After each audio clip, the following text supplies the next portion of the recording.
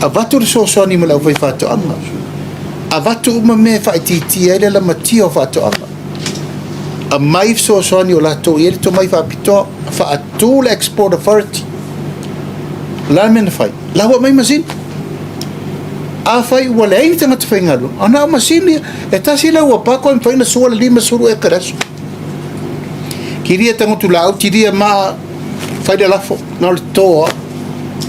le o taunu fa'afetai a saina le o taunu fai urua i seselega fai talomua ai sea se toe lalaga le mafaufauga o tagata ua na o le vaoa o tatou fanua o le galuega lautele lana le ilua sa fai ia toe promote le tulaga le atugalu ae sa'o ua decrease matua sa'o lelei ia o le tala le no maua mai i le committee fa'afoe o le tatou export authority ua le talia le kapeneta tolu afe eka o le fanua ma masini ia ua mai e mafai ai na o i latou e iai le capacity e fai commercial farming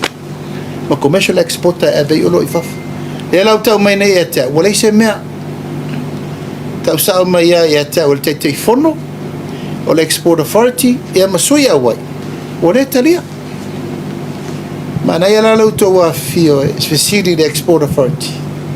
ia tulaga o le ua iai taimina nei a o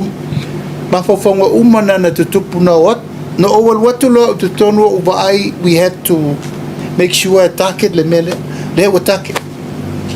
ia le foi lau toe o le liliuga le ua iai nei ua le faia le malolo na tiute e vei ia fanua e faia le mea ia o le fa'afitauli na pe ona matou fai atu e se mea na pasia e se mea lau toe fai ai faiu le la to'alia e ploketila